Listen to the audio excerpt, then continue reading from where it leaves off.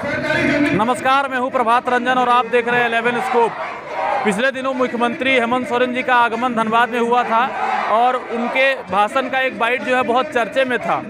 अपने भाषण में उन्होंने कहा था कि अंचल कार्यालय ब्लॉक ऑफिस में भ्रष्टाचार बढ़ता जा रहा है और यही ताज़ा मामला देखने को मिला है धनबाद जिला अंतर्गत गोविंदपुर अंचल कार्यालय में, जहां स्कूल के कुछ नन्हे मुन्ने छात्र मौजूद हैं और साथ ही JBKSS जेल के राजनीतिक पार्टी की अगुवाई में एक आंदोलन किया जा रहा है। आंदोलन का क्या रूपरेखा है, आंदोलन किस लिए किया जा रहा है, किसके विरोध में ये आंदोलन और प्रदर्शन है, हम लोग बात करेंगे जो अधिकारी यहाँ बैठे हुए हैं JBKSS के उनसे। जैसा कि आप देख पा रहे हैं कि यहाँ पर युवा मोर्चा JBKSS के केंद्रीय अध्यक्ष कुश महतो जी हैं और यहाँ पर नारे लग रहे हैं कि अतिक्रमण और भ्रष्टाचार को बंद करो और गोविंदपुर CO के खिलाफ में नारेबाजी की जा रही है। हम लोग बात करते हैं उनसे। कुछ मामला है, आज आप लोग आए हुए हैं गोविंदपुर अंचल कार्यालय का घेराव करने के लिए। देखिए, हम लोग जो है कि बागसुमा पंचायत अंतर्गत कुर्ची ग्राम के एक बहुत ही बड़ा समस्या है, जो कि भू माफिया द्वारा 1 एकड़ 72 डिसमिल जो कि एक सरकारी स्कूल है। सरकारी स्कूल आप देखते होंगे मेरे पीछे जितने भी छात्र नौजवान बैठे हुए हैं, सभी कोई बच्चे हैं उसी स्कूल के। उस स्कूल का 1 एकड़ 72 डिसमिल जो कि उसमें वर्तमान समय में दो बड़ा बिल्डिंग उपस्थित है, वहाँ पे बाथरूम उपस्थित है और उसी स्कूल के 1 एकड़ लगभग ग्राउंड है, जो कि 1 एकड़ 72 डिसमिल भू माफिया द्वारा जो है उसको कब्जा किया जा रहा है। और ये CO के सांठगांठ से वर्तमान CO, यहाँ के कर्मचारी, यहाँ के CI, सभी अंचल पदाधिकारी के सांठगांठ से ये कृत्य किया जा रहा है। और इसी के साथ हम लोग 7 सूत्री मांग को लेकर आज हम लोग अंचल कार्यालय में धरना दिए हैं और अगर ये 7 सूत्री मांग अगर पूरा नहीं किया जाता है तो हम लोग अनिश्चितकालीन धरना करेंगे। आगे हमारा प्रदर्शन जारी रहेगा। कौन है वो भू माफिया, उसका पहचान हुआ है कि? देखिए, हम लोग नाम नहीं लेना चाहते हैं किसी व्यक्ति का, लेकिन हम लोग पेपर दिए हुए आज ही नहीं, लगभग हम लोग 3-4 साल से आंदोलन कर रहे हैं। DC को दिए हैं, CO को दिए हैं, SDO को दिए हैं, इससे सक्षम पदाधिकारी, हर एक सक्षम पदाधिकारी को दिए हैं। लेकिन आप सोचते होंगे कि इतना मनोबल बढ़ा हुआ है यहाँ के पदाधिकारियों का कि एक तरफ छात्रों का भविष्य, एक तरफ उज्जवल भविष्य इन लोगों का, अरे एक तरफ जमीन दलाल है। जमीन दलाल को जो है कि इस प्रकार संरक्षण दिया जा रहा है और छात्रों के भविष्य के साथ खिलवाड़ किया जा रहा है।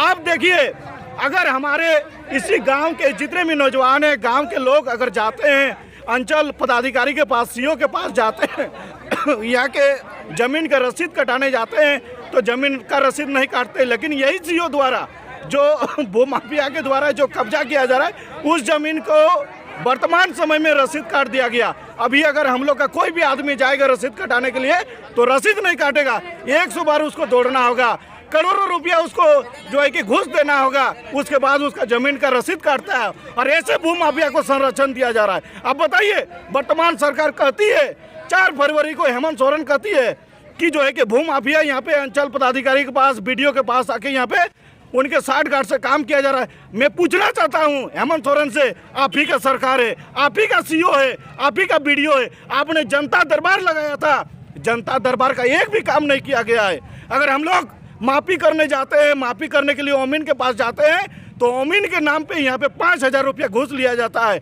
हम लोग अगर मोटेशन करवाने जाते हैं तो मोटेशन के नाम में मोटी रकम लिया जाता है, एक भी कार्य फ्री का नहीं किया जाता है, लेकिन जमीन दलालों को संरक्षण दिया जा रहा है। ये कतई JBKSS के कार्यकर्ता, जयराम महतो के संगठन बर्दाश्त करने वाला नहीं है। वो बताइए। नहीं, क्यों नहीं। आज अगर देखा जाए तो पूरा इस गोविंदपुर का सरजमी की अगर बात करें, गोविंदपुर प्रखंड का बात करें तो सारे लोग परेशान तो हैं, चाहे वो मोटेशन के नाम पर हो, पेंशन के नाम पर हो, चाहे वो विधवा पेंशन हो या फिर वृद्धा पेंशन हो। लोग यहाँ पर, आपको भी मालूम है कि एक आंकड़ा यहाँ पर लगा हुआ है, 1 डिसमिल से लेकर के 8 डिसमिल तक आपका 8 से 10 हज़ार रुपया है। लोग परेशान हैं, त्राही है। बताइए, ये हमारे बाप दादा की ज़मीन है, खतियानी ज़मीन है, हम लोग पूर्वजों का ज़मीन है, इसके बावजूद भी एक मोटेशन के लिए, एक रसीद के लिए हमको मोटा रकम देना पड़ता है। ये बड़ा ही दुर्भाग्य की बात है, ये बड़ा ही दुख की बात है। इसके लिए लोग आक्रोश है भाई, ये आक्रोश को मतलब प्रतीत होता है, आक्रोश को दिखाता है कि लोग कितने आक्रोशित हैं। तो CO सर को खबर था कि आज वो नहीं आए? ना, खबर था या नहीं यार, बिल्कुल ही खबर होगा। कम से कम आप अपने ड्यूटी पर तो आते। आपका ड्यूटी यहाँ पर 10 बजे से लेकर के 5 बजे तक तो जो भी मतलब आधिकारिक रूप से आपको जो यहाँ पर ऑफिस में आना रहता है, लेकिन अभी तक आप ऑफिस नहीं आए। इसका मतलब है कि आपको पहले से कल से ही आपको मालूम होगा कि कल इन लोग धरना पर बैठेंगे, एक मांग को लेकर के बैठेंगे जो उचित मांग है। हम मीडिया के सामने इसका क्या जवाब देंगे? हम तो सीओ साहब को अभी भी निवेदन कर रहे हैं कि आप एक अधिकारी हैं, आप जनता का आशा एक उम्मीद है, एक किरण है, आप आइए और जिस मांग को लेकर के बैठे उस मांग को ट्रांसपेरेंट कर दीजिए, उसको पारदर्शिता कर दीजिए कि आखिर लोग बैठे क्या हैं। यही तो दुर्भाग्य है कि झारखंड का, जब भी गरीब लोग यहाँ पर कोई चीज़ के लिए मांग को लेकर के बैठते हैं, अधिकारी वहाँ पर आएंगे नहीं, क्योंकि हम लोग का ये कहीं पर भी ये अनुचित मांग नहीं है, ये हमारी उचित मांग है। हम अपनी खतियान को लेकर के बैठे हैं, हम अपनी मांगों को लेकर के बैठे हैं। और एक चीज़ मैं आपके चैनल के माध्यम से आश्वस्त करता हूँ और खुलेआम कर रहा हूँ कि जब तक हमारी मांगें पूरी नहीं हो गई, यहाँ पर लोग यहाँ से उठ करके कहीं भी जाने वाले नहीं। तो आप लोगों ने देखा कि यहाँ पर छोटे छोटे बच्चे स्कूल के आकर के और धरने पर बैठे हुए हैं।